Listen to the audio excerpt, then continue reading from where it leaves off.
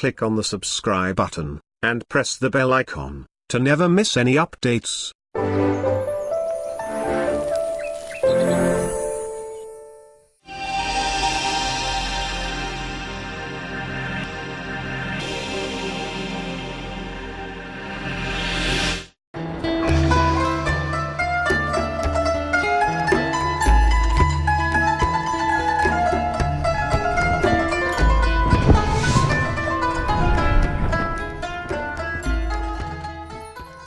Assalamu alaikum wa rahmatullahi wa barakatuh, dear brothers and sisters, dear viewers. Welcome to the third lesson from Correct Your Recitation with Sheikh Salah. And in today's lesson, inshallah, we're going to continue from where we left off last time, the point of articulations. And last time we're talking about the first main makhraj, or the first main point of articulation, which is al-halq. Al-halq means what? The throat. We said that there are three areas within the halq for 6 letters.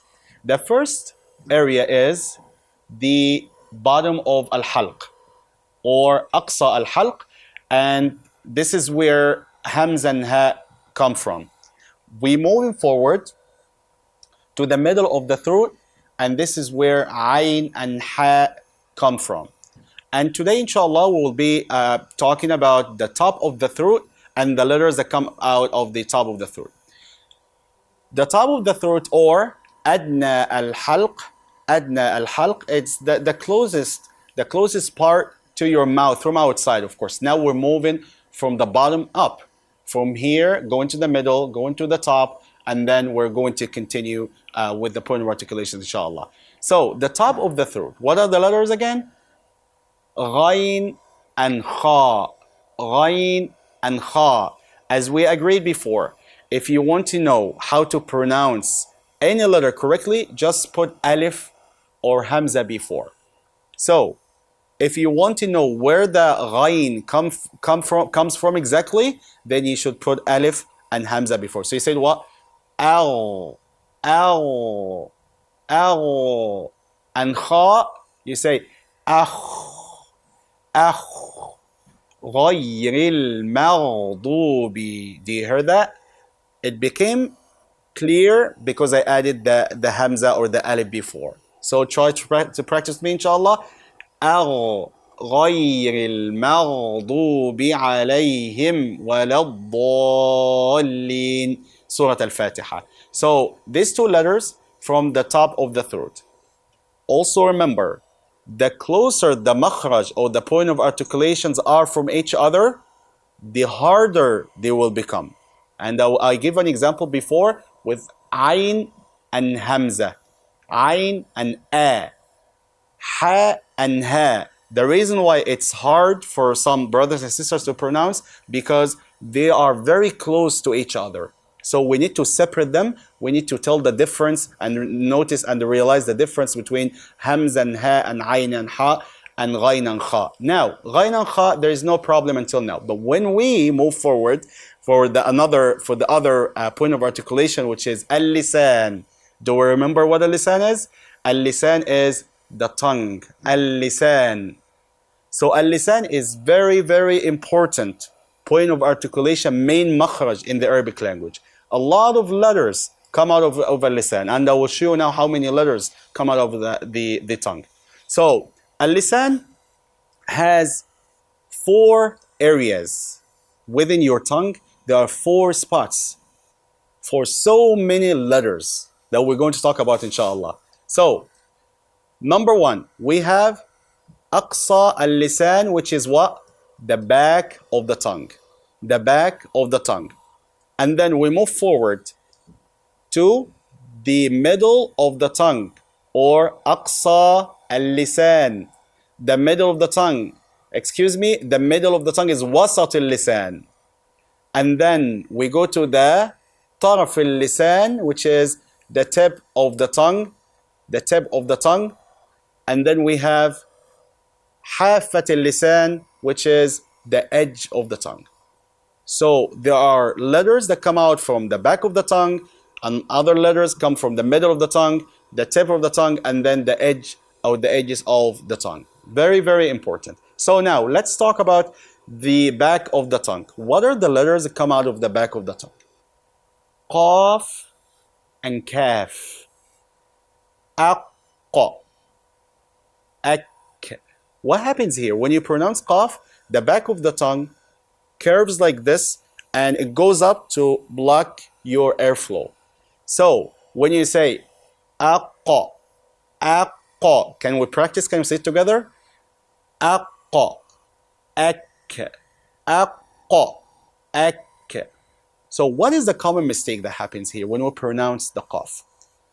Some brothers and sisters, when they pronounce qaf or ghain, especially ghain, they switch it or they change it into qaf. Why is this happening? Again, because of the main rule, the letters, they're close to each other.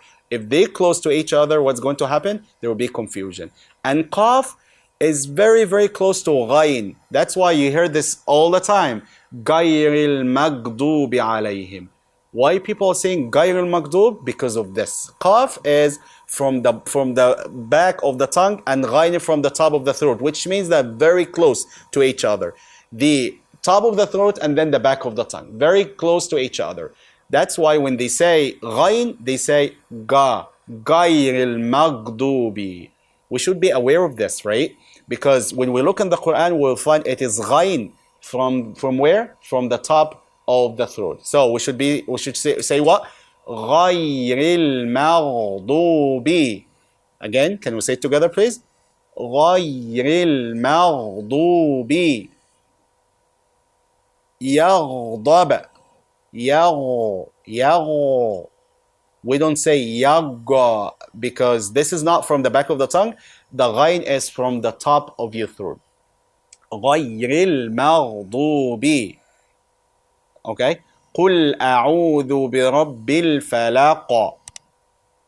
Allahu Akbar. This is the kaf. A lot of brothers and sisters also say what? Akbar. They say Akbar. So what is happening here? They are mixing between kaf and another letter that we're going to be talking about. Why? Because they're close to each other. But for now, we should know that qaf and kaf come from where? From aqsa al-lisan. Aqsa al-lisan, or the back of the tongue. Okay, moving forward to wasat al-lisan. Wasat al-lisan. We have 3 letters from wasat al-lisan. What are they? Jim, Shin, Ya. Jim, Shin, and Ya. So, when you say أعوذ بالله من الشيطان الرجيم, Jim. Some brothers and sisters, when they recite Quran, they make it like really, really heavy. So they say what?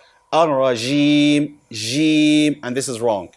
Some other brothers and sisters also, when they recite Jim, they mix it between Jim and Zeen or Za. So they say أعوذ بالله من الشيطان الرجيم. We heard that all the time, and this is also wrong. And the brothers and sisters should always try to fix their recitation, inshallah. So it's Jim, Jim. The middle of your tongue goes up and blocks the airflow. This is very important. That's why we don't say J, we don't say Z. We say Jim. أعوذ بالله من الشيطان الرجيم. Like that. يجعلون يجعلون ويجعلون. So this is the letter Jim. Now, we also hear some brothers and sisters, whoever is makes adhan say Allahu Akbar, they say Allahu Akbar sometimes. Akbar. Why is this happening? Because kaf, as we said, from the back of the tongue, and then jim from the middle of the tongue. Because they are close to each other, so they switch kaf into somewhere between jim and qaf. So they say what? Akbar. Allahu Akbar. And this is wrong. The correct way of saying it is what? Allahu Akbar. Because it's ak. From where? From the back of the tongue. Alright? So inshallah we'll try our best to practice this, as we said. Minimum 10 times a day. Practice this letter. Ak. Aqqa. Aqqa. Al-Maghdubi. If we do this, the Quran is going to be much, much easier. Try it, inshallah Rabbil Alameen. So, now we're still talking about what? We're talking about the middle of the tongue.